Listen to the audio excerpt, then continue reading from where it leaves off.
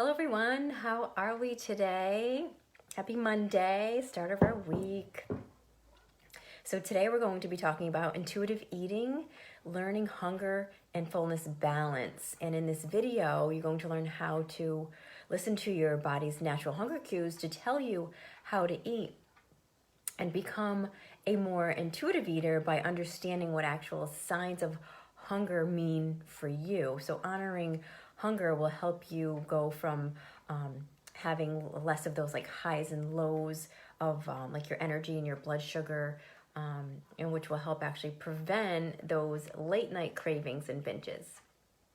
Hi Antoinette, how are you? Thanks for coming on. Hi Susan, thank you for coming on with us. So I help people to gain control of emotional eating so that they can feel healthy and confident as they make peace with food and their body. And I'm available. I'm giving away 5 free spots today in this week for complimentary consultations. If you want to just jump into a spot and we can talk about, where I can take you from, how I can take you from where you are now to where you'd like to go, and if that's something you'd like to look further into. So let's get into today's topic because we want to understand how to actually understand our hunger and fullness cues. So, I'm sure you've heard it before, eat when you're hungry, stop when you're full. And it sounds so simple. It sounds like it should be that easy, but it's not. It sounds simple, but there's so many people who are actually struggling with putting this principle into practice. Hi, Lori. Thank you for coming on with us. So why is overeating such a battle? Well, one of the main reasons is because people aren't really tuned into their bodies. They kind of lose that sensitivity to that true stomach hunger and tend to get it confused with so many other signals and needs that are going on. So let's talk about actual stomach hunger. Stomach hunger, or physical hunger, it involves a complex interaction between your digestive system, your endocrine system, and your brain.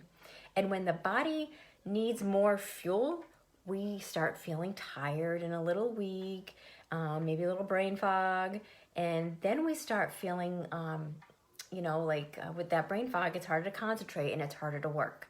So your stomach, which it's actually located just under your rib cage, that will actually start to ache or kind of rumble. Sometimes you hear it, sometimes it gets noisy. Well, that feeling is true stomach hunger. So when we start eating in response to those cues, we really enjoy the food and we start feeling better because our bodily need is now being met. Well, what happens if we ignore that stomach hunger? Think about it. Think about what happens to you when you ignore your true stomach hunger. What's going to happen next?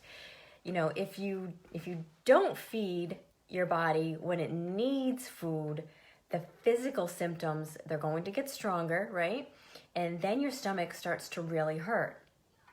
And you may find it more difficult to actually concentrate, and you may start feeling like a little lightheaded, when you let it go past that point of just being hungry. And then you may also get, a little irritable and kind of short-tempered because you've gone now from hungry to hangry. And sometimes you even feel, maybe sometimes you'll get a little shaky or have maybe a headache come on because you are just so ravenous at that point. Once you do start to eat, you're very vulnerable to becoming just out of control with your eating or even end up binge eating. Hi, Allie. How are you? Thanks for joining us. So the big question is, when I eat, how do I know when to stop? Well, first of all, hunger and fullness is regulated by our hypothalamus in our brain. And when your body has had enough food to say that it's satisfied, when it's satisfying those needs, signals are then sent to your hypothalamus, and that's telling it that it's full.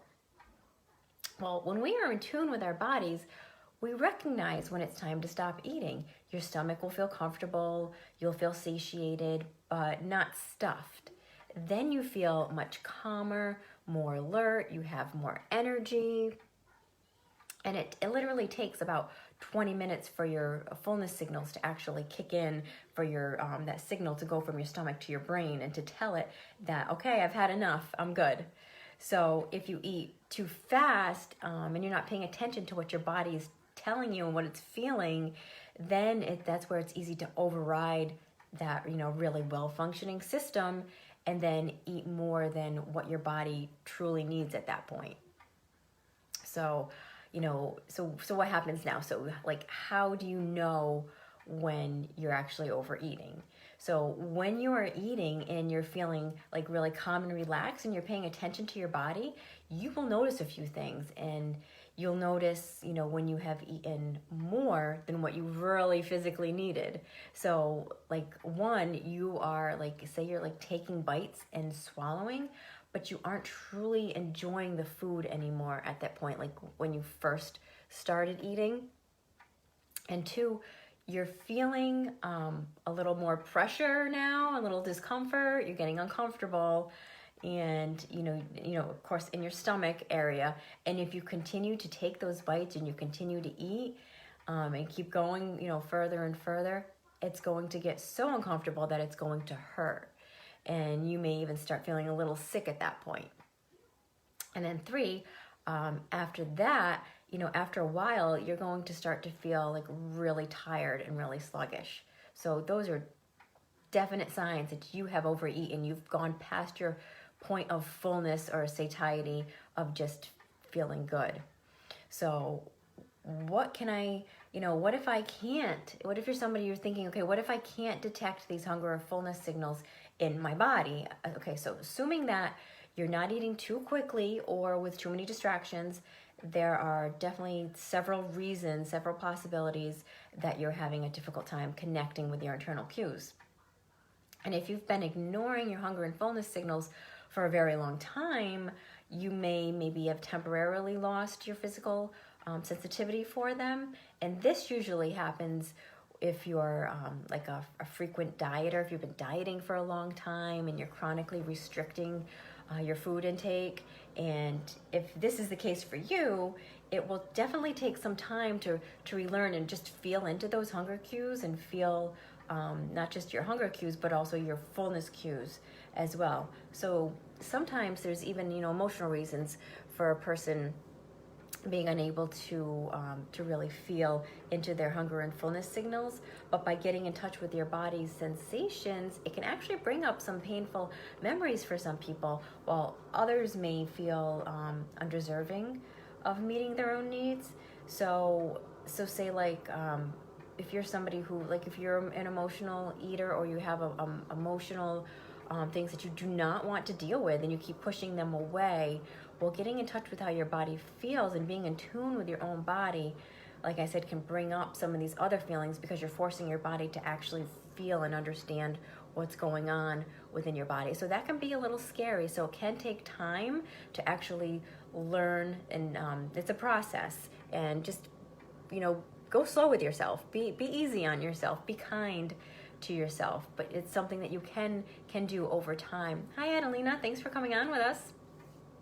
And, it's really important to work through those issues, especially if you want to get to a point where you are understanding what your body is feeling, so that you can honor that hunger and fullness and not continue to overeat.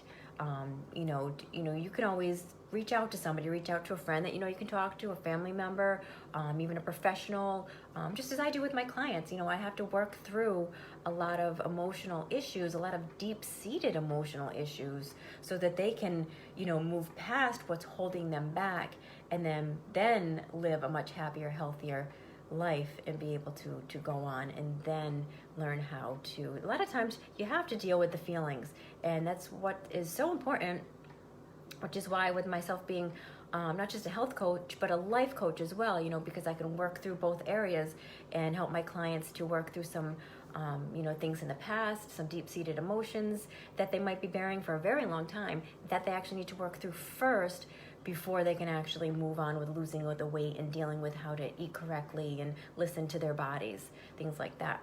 So that's very important to work through first if you're somebody who is dealing with some kind of emotions that you're trying to stuff away and hide and push back. So that I recommend strongly that that's something that you try to work through first, so that you can move on in a great order that will just set you up for success.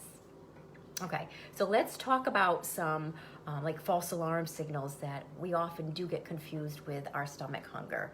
And sometimes we mistake other signals in our bodies for physical hunger. So they're legitimate sensations that you're feeling, but not true hunger sensations. So I have a couple of examples for you. One is actually called teeth hunger, and yes, it's such a thing.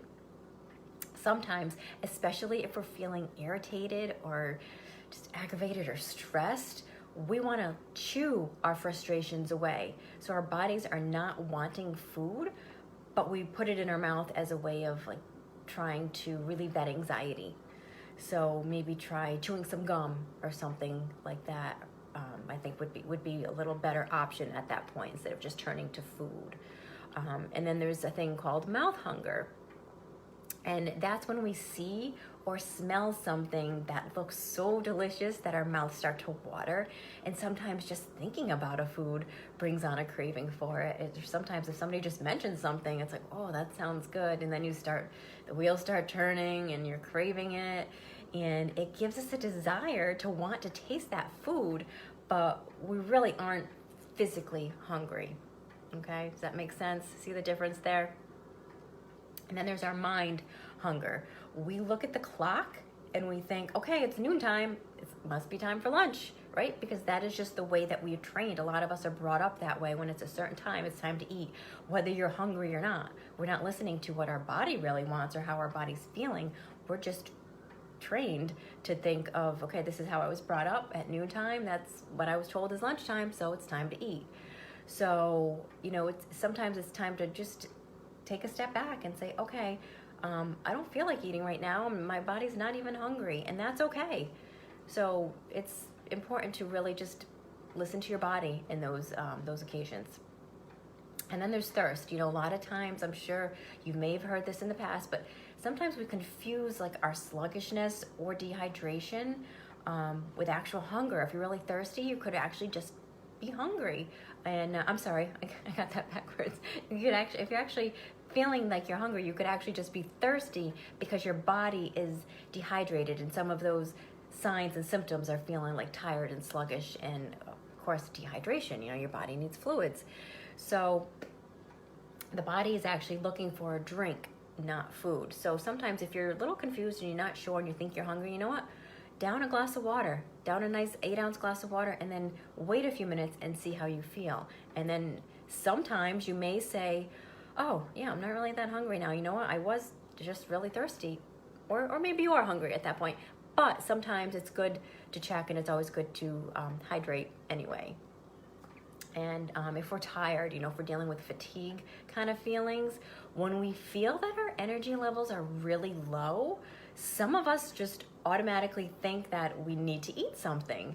And then that'll just make us feel better. I won't feel so sluggish anymore and so tired. Well, if you've been working really hard and like say you haven't been getting enough sleep because you've been working really hard, our bodies actually just need rest, not food. So sometimes just because you think you're tired and you need some food, it's just that you're really tired. You need to give your body adequate amount of sleep at night, a good 6 to 7 hours at least every night. And if you're tired and you can take a nap, do it. Your body will benefit from it. Your body needs rest. And then there's also our heart hunger, or emotional hunger as we call it. And that's when we feel an ache or an emptiness in our hearts because of some unmet emotional need. And rather than acknowledging our feelings and working through our issues, we try to avoid it at all costs, or we try to fill that void with food. Or sometimes we'll even try to just stuff our feelings down, and there can definitely be physical discomfort in our gut when we're upset, but it is a distinctly different sensation from true stomach hunger. Okay, let me know if you have any questions about any of this content that I'm covering as I'm going along. Just pop them in the comments. And, as you can see, your physical hunger and fullness is sometimes just overtaken by other signals in your body, or it's just out of habit, or your needs even, it just might just be your emotions, something you're feeling. So identifying and then dealing with them appropriately is a huge step in the process of tuning into your true stomach hunger. So learning to eat intuitively and meeting your body's true physical needs so that you can actually fuel for nourishment, that will help you to naturally reach the healthiest weight for your very own unique body. So I hope this information was helpful for you. And if you have any questions, please leave it in the comments for me and I will always get to them.